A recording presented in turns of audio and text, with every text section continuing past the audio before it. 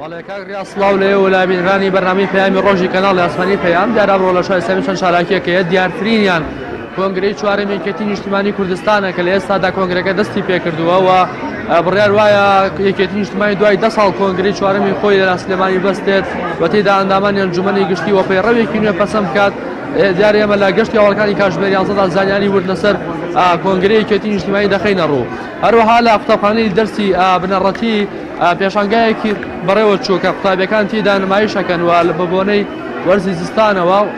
ناوە فیستیڤاڵی زستان و لێرە چەندین نمایش بەڕێوە ئەچێت کە وێنەی زستانیان کێشاوە بەوەی کە هەر لە گوندێکی زستان لە دیوەخانی زستان لەڕۆ بەلای ماوەستا قارەمان یاریدەدەری بەڕێوەبەرە بۆی کە بزانم ئاماژ مەبەستیان چییە لەم پێشانگایە ماوەستا سڵاو لێبێ سواز بۆ دەرفەتە تەشریفێتەوەرەوە کە ئەمەڵ ئاماژ مەبەستان لەم فیستیڤاڵی ئەمڕۆمان چییە؟ سەرەتا بەناوی خۆی گەورە بە خێراتین بەڕێستانەکەم زۆر بەخێر ئەلێکتان کێشە هەڵبەت ئێمە هەر لە پلانی ساڵانی خۆمانە بەراماندا بوو لە یەکەم ڕۆژی زستانە وەکو خۆشەویستێک بۆ وەرزی زستان وەکو چالاکیێکی نەوعی کە قوتابەکانمان هەستن بە هاوکاری قوتابەکان و کەسوکارە بەڕێزەکانی بکەین وەکو شتێک بەناوی بە خێراتنی زستانەوە فیستیڤاڵێکمان کردووە دیارە ئیشی دەستی قوتابەکان و کەسوکارە بەڕێزەکان زۆر زۆری تایە لادەیەکی زۆر جۆرمان دروست کردووە کە هەمووی تعبیر لە سەهۆڵبەندان و لە بەفربارین و لە ڕۆژە سارد و سەرماکانی زستان ئەکرد دوای بەڕێستان تەسویریکەن هەروەها دێوخانێکی گەورەمان دروستکردووە دێوخانێکی گەرمی کوردەواریانە کە شەوانی زستان باو باپیرانمان کەسە بەڕێز و گەورەکانی ئێمە لە دێوخانەکان دائانیشتن ینی کەمترینش لەوێ دائانیشتن تیرۆکیان بۆ ماڵەکان ئەجێڕایەوە یاخود کڵاوێنیان ئەکرد یاخود ئێستا کە بۆ بە جۆرێک لە مۆدەی تایبەت سۆزانم دومینە و شەوەکان بەسەر ئەبن لەگەڵ ئەوەشا کۆمەڵە خواردنی کوردەواریمان کردووە ژووری تایبەتی سەوڵمەندانمان دروست کردووە ئەمە ئێمە لە پێشوازی زستان و حەز ناکەن کۆمەڵە شت هەیە مەسەلەن تەلەبەکانی پێوە سەرقاڵکەین کە تایبەت نیە بە کولتوری ئێمە تایبەت نیە بە دابوونەریتی ئێمە بەڵکو ئەم شتە جوانانەی کە هەیە لە زیهنیەت و ناخی مناڵەکان هەمیشە ئەمێنێتەوە ئەم شتێک کە ئەمڕۆ ئێمە کردومانە ناومانەوە خێراتی زستان ئەفمکە ئەمە لە ناخ قوتابەکان هەمیشە ئەمێنێتەوە ئاسا قەرەمان ئەم جۆرە چالاکیان تا چەندە ئەتوانێت یارمەتی دەربێت لە بەرەو پێشبرتنی ئاستی زانستی قوتابیان ئەکید زۆر باشە ئێمە چکە یەکێک لەو شتانێک کە زۆر گرنگی پێ ئەدەین لە قوتابەکانمان مەسەلەی پەروەردەی کوردەواریە لە پاڵ پەروەردە کوردەوارەکە ڕۆشنبیربوونی کوردی مەسەن ئاسی زانستی کوردەواری ئەم تەلەبێ کاتێک شتێکمان پێوتووە هەستاوە پرسیاری کردو خۆ لەگەڵ دایکباوکی دانیشتون ئەمە چۆن ناکرێت چۆن ناکرێت مەسەن ئەم لادەیە چیە ئەوە چیە بێجگە لە فێربوونی زانست و بیرکاری و ئینگلیزی ئەوانە لەو جانبەتیش قوتابەکان زۆر گەشیان پێ دەدەین ئەوسا قارەمان یاریدەری بەڕێوەبەر کاک رازم لەمەوێ بەشە لە دیمەنەکانتان بگوازمەوە گەڕاوکاری یارمەتی دەربێ دیارە ئەمی کە لێرە هەیە وێنە ئەکا لەسەر دیوەخانێک لە وەرزی زستاندا کە هەیە وەک دەبینن حاجێک دانیشتووە و چیرۆکە گێڕێتەوە بۆ منداڵەکان و بەفرباریوە ئەمەی کە هەیە وێنایە لەسەر دیوەخانێکی لە وەرزی زستاندا هەروەها لە پشتی منەوە گوندێکی لێیە لەسەر شێوازی گوندێکە لە وەرزی زستاندا بەفرباریوە هاوکارم یارمەتی دەربێت لە گواستنەوەی وێنەی گوندەکە کە وێنەیەکی زۆر ناوازەیە و ڕێک تعبیرەکات لە وێنەی گوندێکی کوردەواری لە وەرزی زستاندا ئەمی کە دەبینن دیارە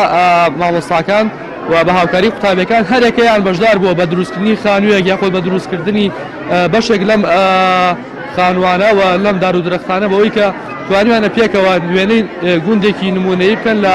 وەرزی زستاندا کە گوندەکانی کوردەواری و چۆن بووە و هینی کولتوری کوردەواری تێدا پاراستووە. بەڵێ ڕاستی دەنگۆ و قسەکان یا بۆچوونی خەڵک لەسەر کۆنگرەی سێمی یەکێتی نیشتیمانی کوردستان کە ئەمڕۆ لە پارێزگای سلێمانی بەڕێوە دەچێت چیە یا قسەی جەنابتان وەکو پەیامنێرێکی کەناڵی ئاسمانی پەیام کە زۆرجار لە نێو ڕووداوەکانەوە توانیمتانە ڕاستترین و دروستترین پەیام بگوازنەوە بۆ هاوڵاتیان قسەی خەڵک دەنگۆی خەڵک کاردانەوەی خەڵک سەرنجی خەڵک لەسەر کۆنگرەی سێمی یەکێتی نیشتیمانی کوردستان چییە؟ دیارە کاک ریاض کۆنگرەی چوارەم یەکێتی نیشتیمانی کە وەکو ئاماژەم پێکرد دوای 10 ساڵ لە ئەنجامدانی کۆنگرەی سێم بەڕێوە ئەچێ و ئەمە یەکەمین کۆنگرەی یەکێتیە بەبێ بوونی سکرتێری گشتی یەکێتی کۆشکردو و مام جەلال تاڵەبانی بەڕێوە دەچێت دیارە کاریگەری خۆی هەیە لەبەرەوەی کە لە ئێستادا یەکێتی نیشتیمانی باڵانس هێزی ڕاگرتووە و ڕکابەری سەرکی پارتی دیموکراتە بۆیە هاوڵاتیان و چاودێرانی سیاسیش هەمویان هاوڕان لەسەرەوەی کە کۆنگرەی یەکێتی کاریگەریە بێ لەسەر ڕەوشی سیاسی هەرێمی کوردستان و لەسەر ڕەوتی چاکسازی و ڕاگررتنی باڵانسی هێز لە نێوان جەمسەر جیاوازەکان لە هەرێمی کوردستاندا. لە ئێستادا جیا لە ئەندام و کادرانی یەکێتی نیشتیمانی لایەنە سیاسەکانی دیکەش چاوێکی زۆریان لەسەر کۆنگرەی یەکێتی هەر لە پارتی دموکراتەوە بیگرە تاکو لایەنەکانی دیکەشەوە بە تایبەتیش بزوتنەوەی گۆڕانیش کە لەم سوورەدا هاوبەش و هاوپشتی دەسەڵاتە لەگەڵ یەکێتی نیشتیمانیدا. ئەوەی ئەمێنێتەوە لەسەر کۆنگرەی یەکێتی ئایا باڵەکان تەوش بە جیاوازەکان ئەتوانن بەبێ کێشە بەڕێکەوتن بە ئەوەی کە خۆیان باسەکەن لە کۆنگرەیەکی تەوافقیە لە کۆنگرە بچنە دەرەوە دیارە داڕشتەکەی بە جۆرێک کراوە کە بتوانن بەڕێکەوتنێکی تەوافقی بە کۆنگرەی تەوافقی بڕۆنە دەرەوە و ئەوەی کە هەیە 120 کەس هەڵەبژێرێ لەم کۆنگرا دواتر لە نێوان ئەو 120 کەسا سکرتێر مەکتەبی سیاسی ئەنجومەنی دانایان ئەم بابەتانەیە یەکلا دەکرێتەوە ئەمەش بۆ دروستەوەی کێشە و گرفتە لە کۆنگرە کە زۆر جار یەکێتی نیشتیمانی لە ماوەی ڕابردوودا لە کۆنگرەکانی ڕابردوو خۆیدا لە خەباتی ڕابردوودا کە لە ساڵ 1976 دامەزراوە لە کاتی کۆنگرەیە تووشی انشقاق تووشی لە ئێترازان و دابڕان بووە. زۆر باشە ڕاستی ئەوەندەی کە زانیاری تەبێ دیارە لەگەڵ بەستنی کۆنگری هەر حزبێک لە دەستپێکردنی کۆنگرەکەدا هەندێک میوانی تایبەت داوت دەکرێن و بە تایبەتی کەناڵەکانی ڕاگەیانیش ئەگەر جگەل لە دەستپێک ناوەناوە دەچنە ناو کۆنگرەکەەوە بۆی کە زانیاری گشتی ناو کۆنگرە بۆ خەڵک بەگشتی بگوازنەوە ئەوەندێک کە زانیاری تەبێ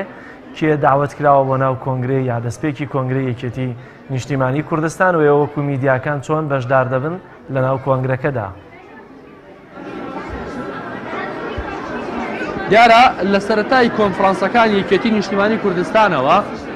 دەرگای بەڕووی میدیاکاراندا هەمووی داخراوە جگە لەو میدیانەی کە نزیکن لە یەکێتی نیشتیمانی خۆیانەوە یا خۆدوەرگانی فەرمی یەکێتی خۆین و میدیاکاران بۆیانێ نەبچن ناو هۆڵی کۆنگرە تەنانەت لە کۆنگرەی زۆرێک لە حیزبەکاندا لە سەرەتای مەراسیمی کۆنگرەدا لە وتاری سکرتێرە لە وتاری حیزبدا ئەواندا و بەشێک لە میوانەکان بەشدار دەبوون بەڵام لە ئێستادا کۆنگرەی یەکێتی داخراوە بەڕووی میدیاکاندا و تەنانەت ڕێگە نادەن کە دیارە کۆنگرەکەیان لە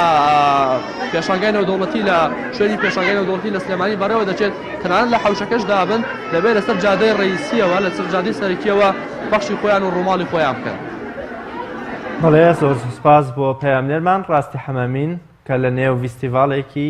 قوتابخانەیەکەوە توانین زانیاری چالەکیەکانی ئەمڕۆی پارێزگای سلێمانیمان بۆ بگوازیتەوە. زۆر سوپاس بۆ بەڕێستان.